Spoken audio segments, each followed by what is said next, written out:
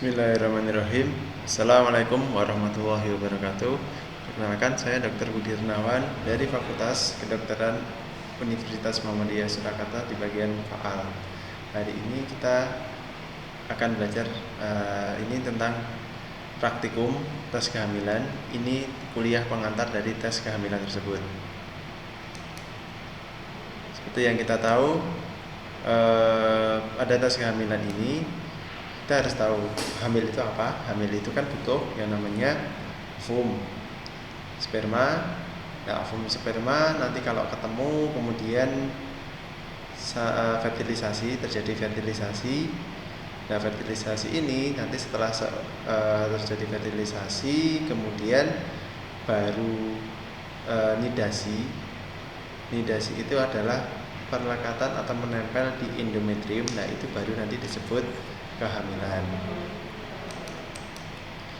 Kehamilan ini dari fertilisasi, kemudian sperma dan ovum bertemu menjadi zigot.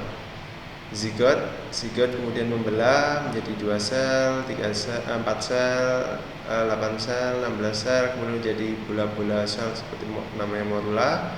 Kemudian blastula. Nah, pada bagian blastula ini kemudian tempat bertemunya di ambula tuba fallopiae, kemudian dia akan menggelinding. Dia melinding masuk menuju ke endometrium. Nah, pas fase blastosis inilah pada fase ini dia akan menempel di endometrium. Pada penempelannya itu dia akan mengubah fili-filia atau dia menjadi namanya tropoblasnya. Nah, tropoblas ini akan berubah menjadi fili placenta. Ini dia yang akan menghasilkan yang namanya HCG. Masuk tropoblas menjadi placenta, kemudian calon fetus, dan nanti ini yang paling penting di sini ini waktu tes kehamilan ini terkait dengan HCG ini. HCG ini dihasilkan oleh sinsisio tropoblas dari placenta ini. Kemudian tujuannya apa tahu HCG ini? Tujuannya untuk mencegah corpus luteum degenerasi. Jadi supaya apa? Supaya corpus luteumnya tidak hilang. Ini nanti berubah nama menjadi corpus luteum gravidarum. Nah, ini semua akan menjadi HCG ini menjadi dasar untuk tes kehamilan yang akan kita lakukan. Nih, kemarin kita sudah belajar tentang endokrinologinya atau hormon-hormon yang berperan dalam kehamilan. Ini berkaitan dengan progesteron, kadar progesteron pada saat kehamilan, di mana progesteron ini dia akan memelihara dari endometrium di uterus, dan juga progesteron ini menghambat kontraksi dari myometrium selama kehamilan. Dan hormon yang lain tentu saja ini tadi pada early pregnancy, jadi awal-awal kehamilan itu dipelihara oleh human chorionic gonadotropin. Jadi HCG itu hanya bukan hormon tapi adalah human chorionic gonadotropin. Dia akan menempel pada reseptor LH, jadi mengganti dari LH di corpus luteum. Kapan? Ini pada awal-awal 8 pekan awal kehamilan. Kerja di corpus luteumnya ini. Nanti pada awal-awal ini progesteron ini kan tujuannya kan kenapa kok corpus luteum dipertahankan? Ya karena ini corpus luteum itu kan fungsinya salah satunya untuk mengeluarkan hormon progesteron, makanya harus dipertahankan. Karena kalau tidak ada progesteron, ini tidak ada yang maintenance atau memelihara dari endometrium, akibatnya jadi luruh. Karena ada janinnya yang sudah masuk, yang sudah nidasi, makanya perlu dipertahankan, butuh progesteron. Progesteron dihasilkan oleh korpus luteum. Nah, nanti pada awal-awal 8 pekan awal ini korpus luteum ini yang menghasilkan progesteronnya. Nah, nanti setelah akhir-akhir kehamilan pada trimester kedua ketiga itu nanti mulai diproduksi oleh plasenta progesteronnya.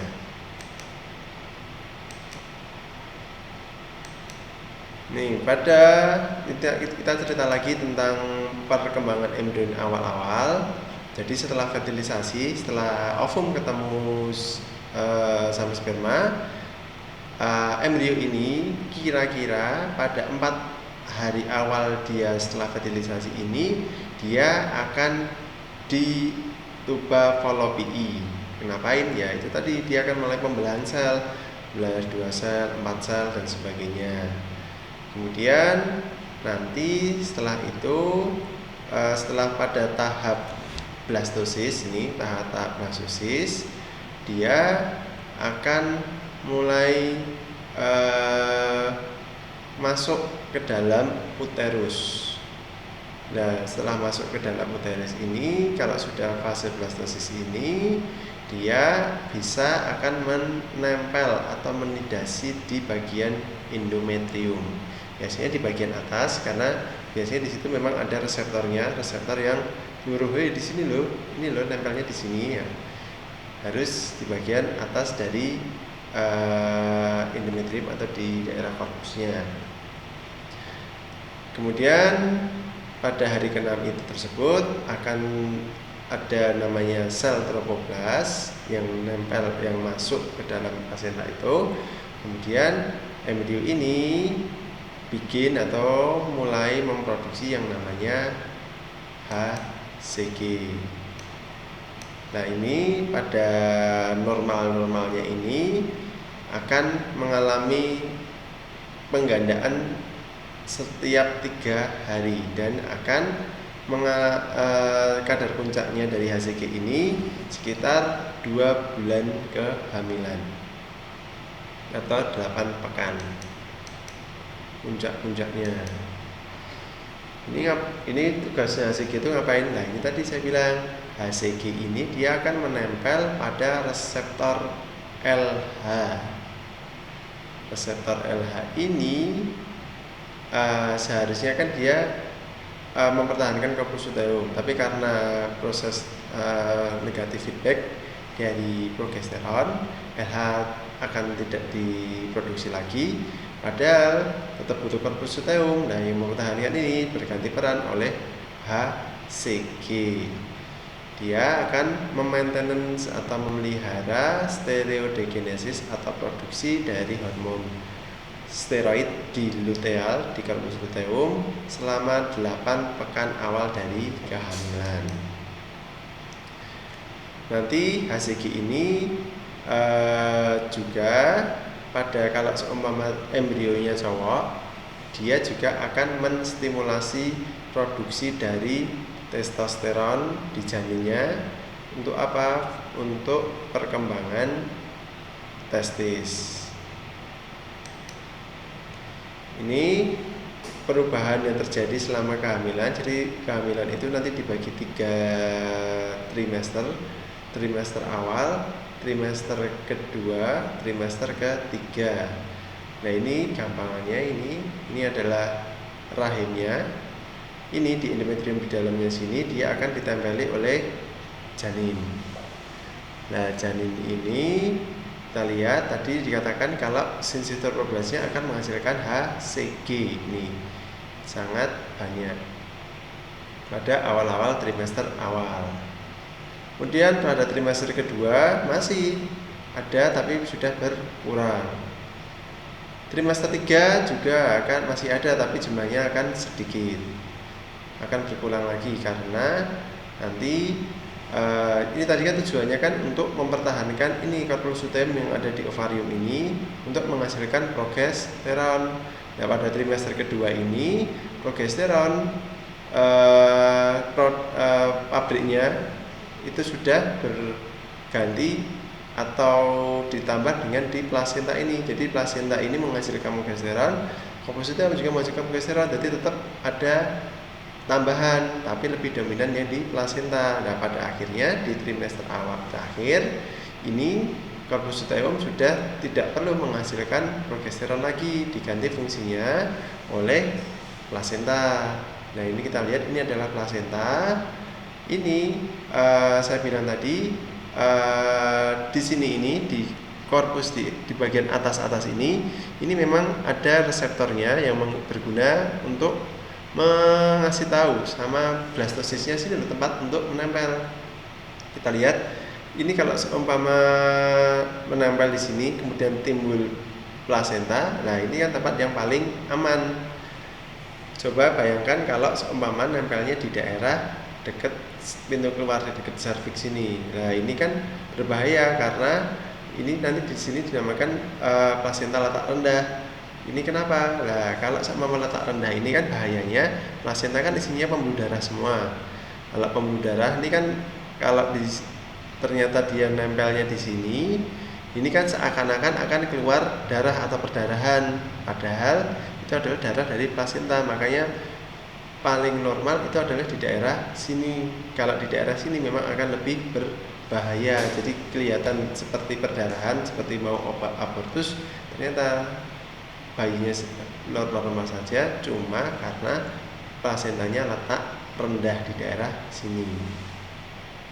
Kemudian ini human chorionic gonadotropin ini dihasilkan oleh sel syncytiotropoblast. Ini bentuk proteinnya seperti ini. Terus ini nanti kalau jumlahnya ternyata hormon HCG ini dia tidak hanya di darah, tetapi pada awal-awal atau di kehamilan itu memang dia dihasilkan atau dikeluarkan melalui urin, sehingga ini nanti tes kehamilan itu nanti bisa menggunakan urin dari ibu hamil sebagai dasar untuk tes kehamilan. Ini HCG itu adalah glikoprotein disekresi mulai hari ke-6. Hari ke-6 tadi sudah mulai menempel, sudah mulai terjadi syncytiotropoblast. Itu akan kira-kira kalau dari ovulasi 14, kalau dari ovulasi itu yang hari 14 tambah 6, kira-kira dari 20 hari setelah hari pertama mens terakhir. Kemudian terus meningkat sampai puncak-puncaknya nanti dikatakan 2 bulan atau 8 pekan atau hari ke-56 sampai 60 dari kehamilan. Jadi fungsinya HCG sudah tahu kan, ada luiteinisasi atau sel-sel granulosa. Kemudian ini mempertahankan fungsi dan umur korpus luteum yang berubah nama menjadi korpus luteum gravidarum. Kemudian dengan adanya ini korpus luteum dipertahankan, dia akan sekresi progesteron tetap dihasilkan. Ini gambarannya dari organ reproduksi. Ini memang kalau seumpama waktu tidak ada bayinya, bentuknya kebanyakan seperti ini, retro ke depan, antifleksi. Kemudian ini ada yang namanya kandung kemih. Jadi kalau seumpama ini terisi bayi, ada janinnya, dia akan mengembang membesar sampai ini membesar semua. Ini bisa sampai dihitung sampai ke ulu hati di sini membesar. Jadi nanti pada pembesaran untuk tahu berapa usia kehamilan bisa dilihat dari fundusnya di sini, di bagian fundus uteri di sini ini. Nah, fundusnya ini nanti bisa untuk tahu ini hamil berapa, itu bisa dilihat dipalpasi di bagian perutnya. Seumpama ternyata fundusnya di 2 jari di bawah pusar atau pas pusar atau beberapa jari di atas pusar, lah itu ditentukan oh ini berarti hamilnya kira-kira sekian minggu, demikian. Ini nanti kalau seumpama sudah mau lahiran atau sudah lahir, nanti juga bayinya keluar melalui vagina. Nah ini nanti dia akan mengempes dengan sendirinya lagi, makanya nanti ada yang namanya kontraksi dari oksitosin. Fungsinya itu tadi, oksitosin untuk mengkontraksi uterusnya supaya mengecil. Lah ini kan disebut fase nifas. Jadi ini karena proses pengembalian uterus ke bentuk yang semula. Terus kalau tahu pembukaan berapa itu dari serviknya ini, dari lubang di serviknya ini berapa. Jadi nanti tahu, oh ini 1 jari, oh berarti bukaan 1, 2 jari dan seterusnya, nanti sampai bukaan lengkap itu bukaan 10. Jadi memang sudah lengkap, oh ini sudah mulai buka semua, tinggal nanti akan dikeluarkan. Jadi posisi bayi itu nanti kepalanya ada di, kalau normalnya itu ada di bawah sini. Ini kemarin yang HPT aksis, hipotalamus, pituitari dan hipotalamus, pituitari dan ovary aksis, gonadotropin releasing hormone, FSH sama LH. Kemudian ini ada plasentanya menghasilkan HCG, ovarium nanti menghasilkan estrogen dan progesteron. Ini siklus menstruasi, itu nanti memang siklus menstruasi kan berkaitan dengan ini. Ada endometriumnya, juga berkaitan dengan perkembangan dari folikelnya. Nah, setiap bulannya endometrium disiapkan. Kenapa harus dia menebal? Karena dia disiapkan untuk menerima ovum yang sudah dibuahi dan diikuti oleh perkembangan embrio menjadi fetus sampai dilahirkan.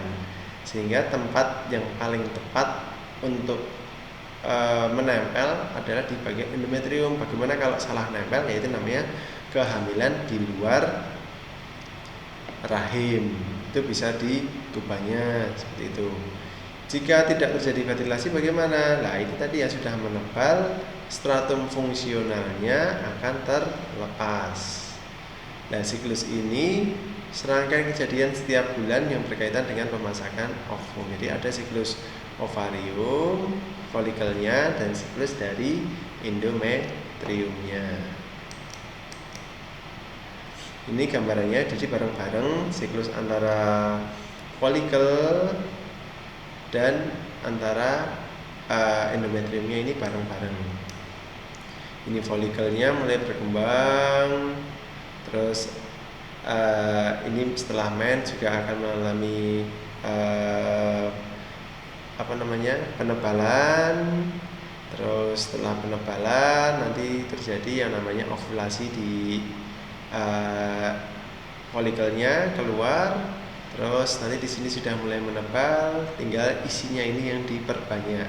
Ada glandula-glandulanya, ada arterinya dan sebagainya. Ini siap-siap kalau nanti ada pembuahan dari ini.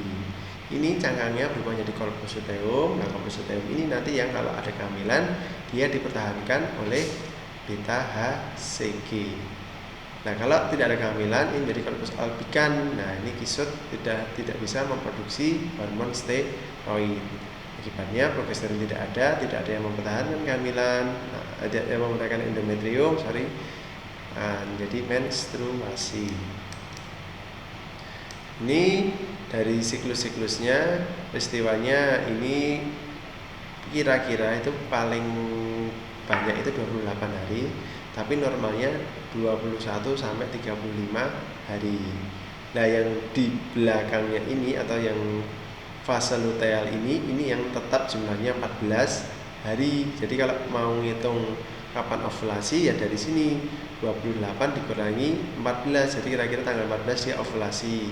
Seumpama dia siklusnya 30 hari, berarti di sini 30 kurangi 14 berarti dia kira-kira tanggal 16 ovulasi. Kalau siklusnya 35 bagaimana? Ya 35 dikurangi 14 berarti 21, tanggal 21 dia baru ovulasi. Kalau siklusnya 21 bagaimana? Ya 21 dikurangi 14 jadi 7 hari. Jadi setelah selesai mens 5 hari, 2 hari kemudian dia ovulasi, bisa seperti itu.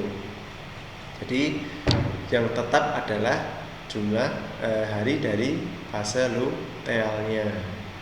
Konsentrat ini jumlah dari hormonnya, ini hormon FSH-nya awal-awal ini kan follicle stimulating, jadi dia akan menstimulasi perkembangan dari follicle, terus nanti setelah ovulasi dia akan turun.